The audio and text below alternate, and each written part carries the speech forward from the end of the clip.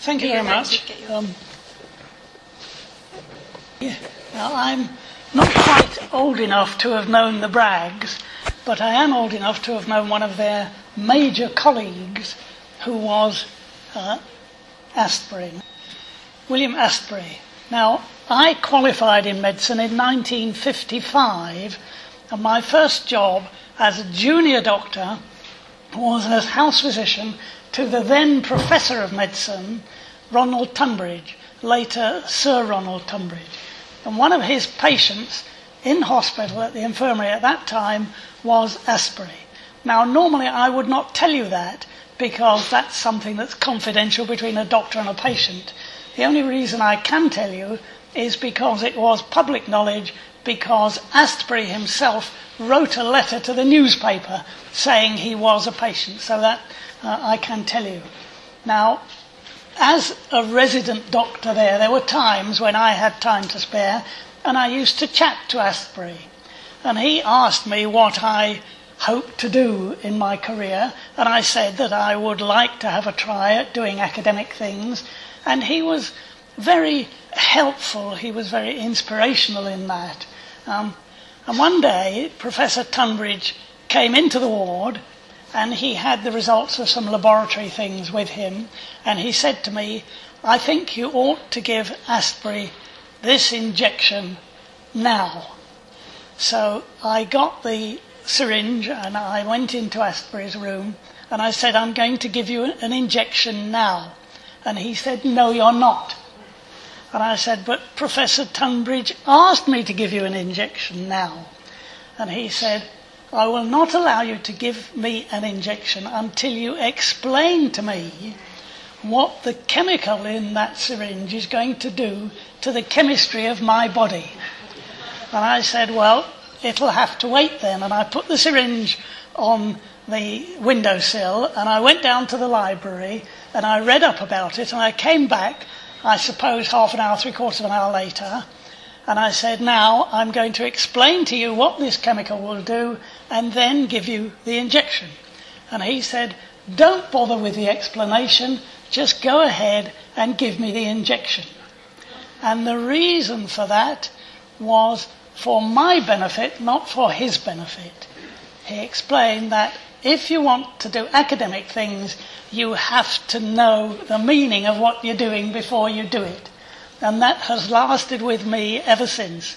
And I hope that I have passed that on to the juniors who have been with me over all the years. Well, Astbury, I think, did have a very considerable influence on me, because I have to show you a bit of my future career because it's relevant to what I'm talking about. This is the impression of Harvard University. And veritas means truth. That's their symbol. And so I got a job at Harvard University, and I need to tell you about that because Harvard is no doubt the best university in the world academically. Every assessment there is, every league table there is, and there's been another one published just recently, Harvard always comes out top in terms of its academic status, the number of Nobel Prizes it's got, the amount of research money that it attracts and so on. Harvard is number one, and that's important for the stories that I'm going to tell you. I was, as I say, somebody who knew Astbury in 1955. Now I want you to press the fast forward button in your mechanism and come up to almost a decade, to 1963. 1963, I had just come back from Harvard. I decided when I was working at Harvard that I didn't want to stay on in the United States. I wanted to come back to this country, and I was fortunate to get a job as lecturer in medicine in Professor Tunbridge's department here in Leeds. So 1963, I'm in Leeds, and I got a telephone call from across the Pennines. Somebody said, "We've got a patient here who's a young man in his mid-20s, and he's dying. And we don't know what to do with him. We have had all the experts we can, and we can't do anything. We don't know what to do. Would you give an opinion on him? And I said, what's the matter with him? And they said, well, he's got a blood disease. And I said, well, I'm not in the field of blood disease. I'd gone to Harvard because the unit I was in was particularly distinguished in disease of the liver, which is what I was studying. But the unit I was in had a Nobel Prize for clinical medicine before I got there. And this, as you can imagine, was tremendously famous. But the Nobel Prize was in blood disease. And so I said, look, I'm not in blood disease. What use would it be me seeing him? And they said, we know you're not in blood disease, but we know you were at this department, which is so famous in blood disease, that you must have had some sort of contact with the experts and so on. And I said, yes, I did, which is perfectly true, because everybody in the world of blood disease comes to visit. They give you a lecture, they go through your research with them and their research and so on. And so I did, in fact, have a good background in blood disease. And so they said, well, there's nothing else we can do. Can we send him across to you? And under those circumstances, of course, you say yes. So they said, right, we'll put him in an ambulance and we'll send him over. This was quite late in the afternoon. And so he arrived in the evening, and he was, in fact, at death's door. You could see that. He was a young man in his mid-20s, and he was bleeding into the chest, because the particular type of blood disease he had was a disease of excessive bleeding. His parents had come with him in the ambulance, and they told me the story of how life had been absolute hell since he was born. He bled from the umbilical cord after he was born, and he kept bleeding. All the tests, there are many different diseases which cause excessive bleeding. You've probably heard of haemophilia.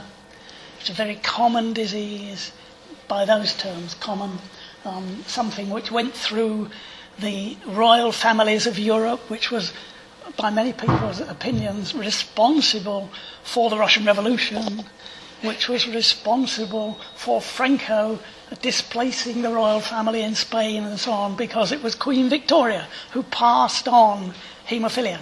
Now, that's only one of the diseases of excessive bleeding. There are a lot of them, and there are tests for them. And they said to me on the phone from across the Pennines, all the tests for all the diseases give normal results.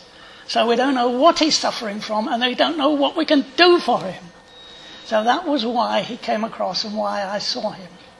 And his parents said that life had been hell because he was bleeding again and again. He'd been in and out of hospital many times. They didn't know what to do with him. He would bleed. He would get a nosebleed. And in the hospital, they didn't have somebody who could sit up with him all night and squeeze his nose, so they kept him at home. And his parents would sit up squeezing his nose. As soon as they let go, blood would gush out. And they would do that for hours on end. He would bleed into the muscles of his thigh. And the only thing they could think of to do was to put an ice pack on it. A fresh ice pack every 15, 20 minutes. And the nurses in the hospital didn't have time to do that, so he was better at home. So his parents would be up with him day and night, again and again. He had no education because he couldn't go to school. He would go to school and he'd bump into the side of a desk and he'd be off again for a fortnight, and so on. He had no job and no training in anything because life was such that he couldn't do any training. So there he was with a useless life causing hell to his parents, and he was almost dead because he had so much blood in his chest that was pushing against his lung. It had collapsed his left lung. His left lung was pushing against his heart, so it was preventing his heart from pushing, as it should do, pushing the blood around. And his heart was failing. He was in heart failure, and he was almost dead. Now, I did the things that a physician would do in those circumstances. I gave him some digitalis to make his heart pump a bit harder. I did some things to reduce the volume of plasma around his blood. He was very anemic because he'd lost so much blood, but you couldn't give him a transfusion of blood because that would put an extra strain on his heart and would kill him because he was already in heart failure. So I just got on with the sort of little things that one did, and I stayed up into the night with him doing little things like that. And when we came to the early hours of the morning, I felt that he was getting better. He was going to recover from this like he did from those things. So I went home and I had a shower, and I came back at 9 o'clock to see what he was like and to do my day's work. Now there I was with a desperate situation, an undiagnosed disease, and I didn't know what to do. But I knew somebody who would know. This lady, Rosemary Biggs, sadly she's not alive now, she died in 2001. She was the head of the haematology, the blood disease unit at Oxford University. And in this country, you can't get much better than that academically. And her main interest in blood diseases was in those diseases that caused bleeding. She was the world expert. How did I know her? Well, that's another interesting story, which again depends on Harvard, which is why I showed you that thing. Because a matter of weeks before I had the phone call about this lad who was bleeding, I was asked to see a different patient with a blood disease. And again I said, I'm not the right person. And they said, we know that, but nobody else knows what to do. This was a young man from North Yorkshire with severe anemia. And nobody knew why. He wasn't bleeding, he wasn't short of iron, he wasn't short of anything else. And so I don't have time to tell you the stories of this, although there are many wonderful stories I could tell you. But it turned out that this was a very rare inherited disease about which there was very little in the world literature before. And this turned out to be a very large Yorkshire family. Almost all of them lived in Yorkshire, a few lived in Lancashire across the border, one or two lived in the south of England. And so I sorted these out and followed them up. And this is the family tree. Now you can see there's something like 106 members of the family tree. The ones as squares are male, the ones as circles are female, the ones in black have the disease, and the ones with a dot in the centre are ones that I personally saw, took a history from, examined, took a blood sample from, and did the tests on.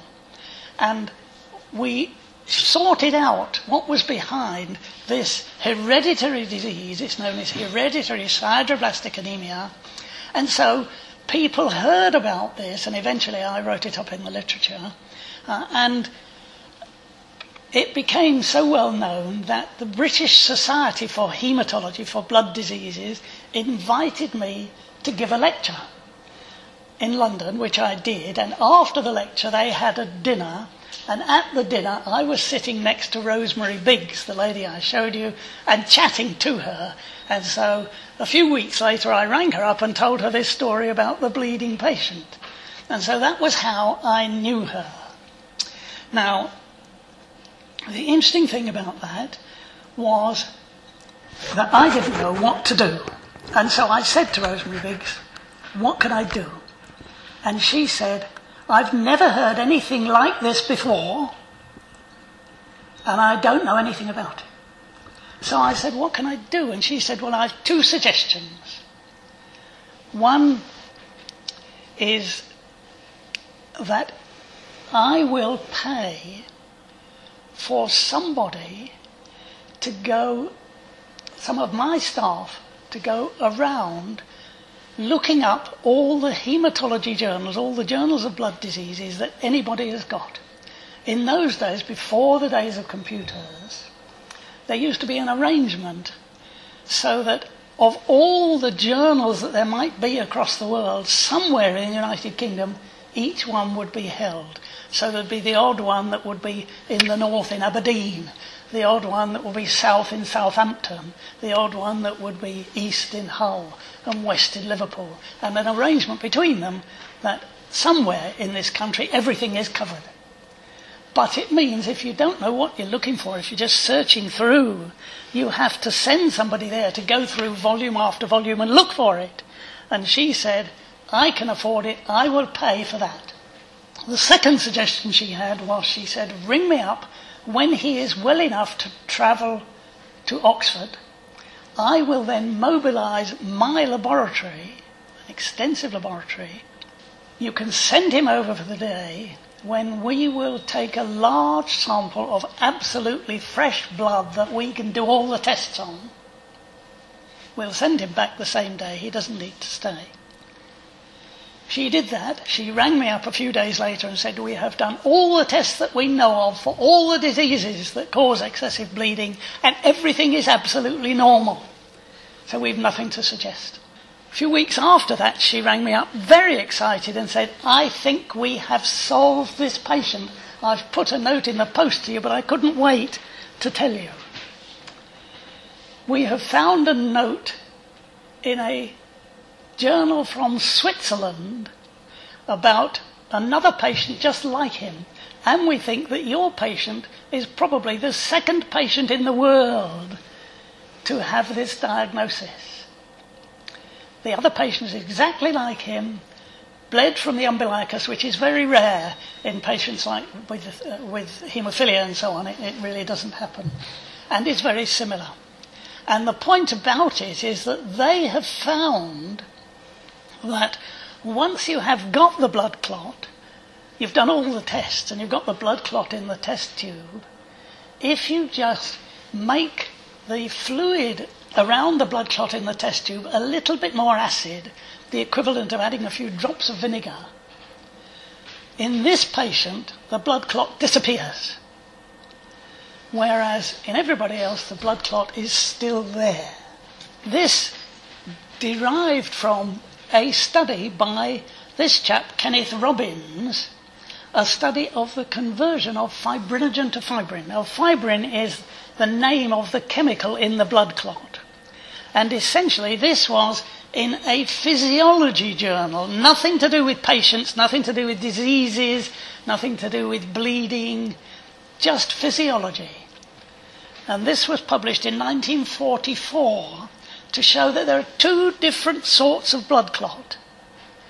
In the test tube, nothing to do with patients. I don't know why I can't get this there. And there you see the test tubes that I tried, and you can see one where the blood clot remains and the other one where it disappears within seconds. Again, nothing to do with patients. And you'll be interested to know that Robbins, who wrote this paper in 1944, years after, when I'm talking about when I was lecturing in Chicago, Robbins was in the audience. And I have a photograph of him, which is probably, 25 years after he wrote that paper. But that was, as I say, nothing to do with patients. Having seen that, I then tried to find if this had been studied any further. And I found that yes, it had. It had been studied in biochemistry, not in medicine, not for patients. And there was a PhD thesis on these two sorts of fibrin, on that subject. And that PhD thesis, would you believe, was in the University of Leeds. And I got it out of the Brotherton Library in the University of Leeds. And would you believe, it was in the department of Asprey. Asprey was professor of biomolecular structure. Nothing to do with patients, nothing to do with diseases, nothing to do with bleeding. This was something in the test tube. And here you see biochemical and biophysical studies of the clotting of blood. University Library, Leeds. And you can see on the left there, L. Lorand was the name of the person whose thesis it was, and Department of Biomolecular Structure. That was 1951. Now, Lorand I searched around until I found him. I found he had emigrated to the USA. He was a Hungarian who had studied medicine in Hungary and who had decided not to do medicine but to do biochemistry. He had gone across to the USA, where he was a very distinguished professor of biochemistry in Chicago. That is Lorand on the right, and this is degree day at Leeds University, and that is Astbury on the left. And that was 1951. He'd come across from Hungary post-war and then went to America. Now, we had at that time a very bright haematology technician called Roger Hall, who sadly died at a young age, but he had the thought of searching the records of the hospitals around Leeds to see if there was anybody else who seemed to have this sort of disease. And he found there were 2 others who were unsolved bleeders around Leeds. I said, well, if there are 3 of these in Leeds and only 1 in the rest of the world, they must be related. And so what happened? We searched through their families and we found no relationship at all. So I wrote these up in the Lancet. Congenital deficiency of fibrin stabilizing factor, the thing that makes fibrin stable. A report of 3 unrelated cases. I don't know why it's come on to that, but... And this was published in the Lancet in 1965 in the hope that somebody would tell me what to do. Well, somebody did tell me something, because as soon as this came out, I had a phone call from Bradford to say, from a paediatrician to say, I have 2 young girls who are sisters who sound as though they've got the same disease. I brought them across and tested them, and they had them. That was 5 in West Yorkshire. I then had a phone call from North Yorkshire to say, I've got a little lad who sounds like the same. I tested him, and that was 6. So there were 6 patients in Yorkshire of a disease which initially had only 1 other patient in the world. So I said, well, they must be related.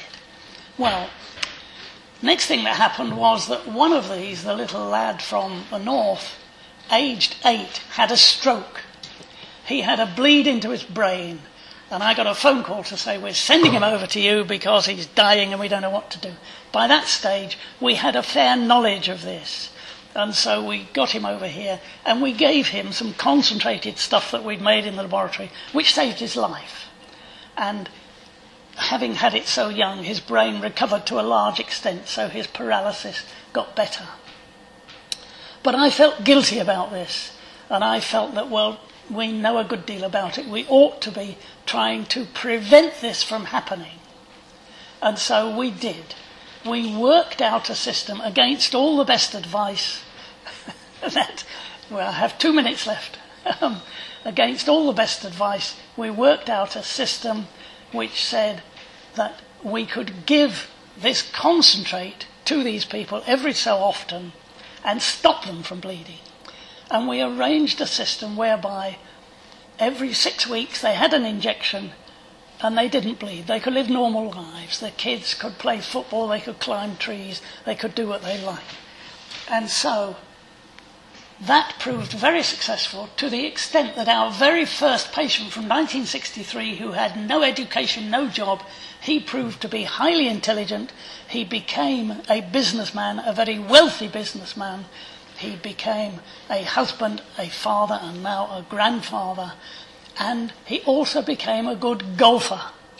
And he got on the committee of his local golf club, not in Leeds, but across the Pennines. And when it was the annual dinner of his golf club, he invited those people who had been with him at his worst to come to the annual dinner.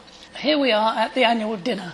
Me you can recognise on the right. That on the left is Paul, the patient who had no future in his 20s, now there I guess he'd be in his late 50s, an excellent golfer and a very good businessman. In the Centenary, my wife, Paul didn't actually sit with us at the dinner, he sat at the top table, but he came to us for the photograph. And on the left are people who helped in his management. At the back there is Chris, who was one of my junior doctors in my department, who wrote his MD thesis on the subject of the treatment of these people and who got a distinction for his thesis. And on the far left there is Angela, who was the ward's sister, the chief nurse who looked after him when he was desperate. So that was the annual dinner of the golf club to tell you the success of the management. Well now, Paul, when we took that photograph, made me promise that if ever I showed that to anybody or published it, I would include a statement by him. It's embarrassing for me, but I have to do it because I promised him. And so here is Paul's statement. These wonderful, unassuming, dedicated people took a deficient body full of intermittent pain and with little or no worthwhile future, and through their persistence, hard work and medical knowledge gave me normal life, which includes a complete family, an important career, an opportunity to play sport at a competitive level. I will be forever grateful to them. Well, I feel embarrassed about that, but it does tell you how Paul felt about it, as you can imagine. Well, fortunately, we got a grant from the Wellcome Foundation to do the DNA of these inherited factor 13 deficiency, multiple mutations. We found, or at least Rashda Anwar, who's the first author, who was a very excellent molecular biologist, which all depends, of course, on Astbury and Bragg, that she was, and she is still working in the unit at St James's now, and she found an abnormality in the factor 13, which is the fibrin stabilizing factor. In each of these patients it was abnormal at the part that produces that factor. The interesting thing is that it was a different abnormality in each family, so they were not related. And I have no idea why all these patients are in Yorkshire. When last I heard, which is admittedly some years ago, there were about 300 patients worldwide over half a century with this diagnosis. Now that must be a very rare disease, and why we have those in Yorkshire I don't know. But you'll be interested to know that Leeds University has continued in this subject. Here you see Medicine Matters, which is a magazine produced by Leeds University in 2006. And here you see Professor Peter Grant last month has got a grant for this from the British Heart Foundation to look at this same factor 13, which is fibrin stabilizing factor, in heart disease. So it still has an interest. And you'll be interested to know that Lorand and I became friends, and we remain friends, because anybody who was setting up a meeting that might have anything to do with this subject would invite him to talk about the biochemistry and me to talk about the clinical end. So we met up in Japan, in the USA, in the south of France. We remain friends, and here you see Lorand and I just recently, when I went over to visit him, I have a son who lives in the USA now, and he was not too far away, and we went to visit Lorand in his summer house just a matter of a couple of years ago. So 50 years of friendship, and I hope you will think that medicine does have something to offer even in this day. Thank you.